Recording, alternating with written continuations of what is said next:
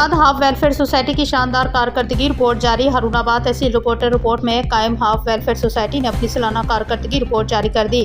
Half welfare society کے general secretary Chaudhry Javed Iqbal نے media سے خطاب کرتے ہوئے کہا ہے کہ ہاف ویلفیئر سوسائٹی ادارے نے 6 ستمبر 1990 سے 31 جنوری 2026 تک شعبہ صحت اور فلاحی میدان میں نمایاں خدمات سر انجام دی۔ رپورٹ کے مطابق شعبہ گائنی میں 1,07,795 مریضوں کا چیک اپ کیا گیا، جبکہ 14,015 کامیاب آپریشن کیے گئے۔ شعبہ آنکھ میں 68,958 مریضوں کا معائنہ اور 7,172 آپریشن انجام دیے گئے، جبکہ مستحق افراد کو 25 لاکھ روپے مالیت کے مفت لینس فراہم کیے گئے۔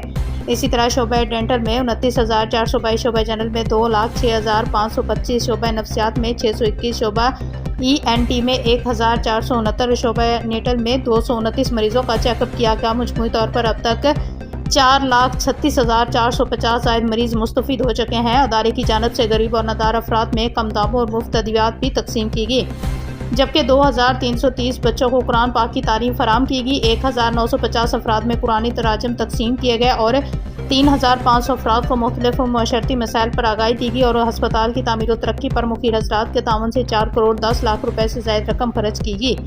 شہری حلقوں نے ہاف ویلفیئر سوسائٹی کی خدمات کو سراہتے ہوئے اس علاقے کے لیے ایک بڑی نعمت قرار